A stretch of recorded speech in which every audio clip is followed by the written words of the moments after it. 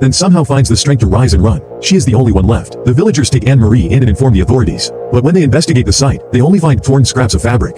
When John questions the shaken girl about what she saw, she insists it was a dragon. Her claim is dismissed as the ramblings of a traumatized mind. John, however, becomes alarmed when he discovers she's been bitten. He requests an immediate examination, but by the time he arrives, it's too late. Her window hangs open, the bed is stained, and Anne-Marie has vanished. John tells Seamus that the threat they're facing is far more dangerous than anyone realizes. He urges everyone to take shelter inside the church and build barricades, warning that something is actively hunting the villagers. Meanwhile, Anne-Marie is seen dragging herself through the forest, mid-transformation, delirious and crying for water. She screams in agony as grotesque roots begin sprouting from her back, the same unnatural growths that had overtaken Edward. The roots drag her into the river, wrapping around her like a cocoon. That night, the village lines up to enter the church as John instructed. He stays vigilant, confiding in Isabel about his past. His wife and daughters were slaughtered by the infamous beast of Gévaudan, fueling his obsession with such cases. He recalls a group of gypsies who later appeared, declaring the event a curse only containable by silver forged in their tradition.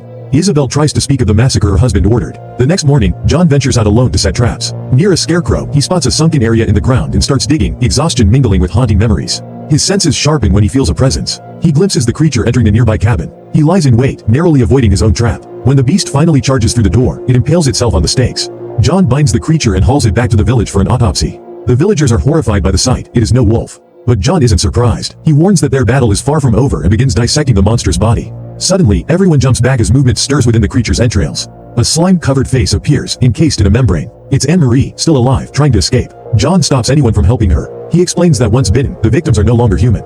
Their fate is sealed. As Anne-Marie breaks free from the membrane, her screams confirm the nightmare. A single shot ends her torment. Seamus is shattered, realizing Edward likely suffered the same fate. John demands to know about the woman buried beneath the scarecrow who appears in people's dreams, but Seamus refuses to entertain talk of curses. He insists his son was innocent and begs that Isabel never learn what really happened. Taking full responsibility, he vows to end the creature himself. John lets him go, returning to speak with Isabel. She shows him a photograph taken the day the gypsies were exiled.